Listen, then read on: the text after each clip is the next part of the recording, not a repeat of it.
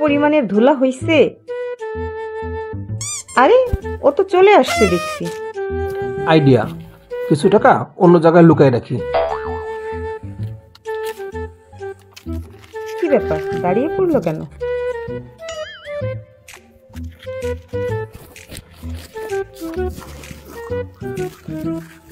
আচ্ছা, তাহলে এই ব্যাপার। এবার ঘরে যাই।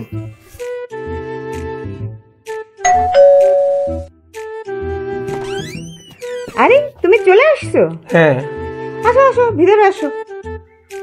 আসো আসো, এখানে বসো। হ্যাঁ বসতেছি। কি করতেছো তুমি? কি করতেছো?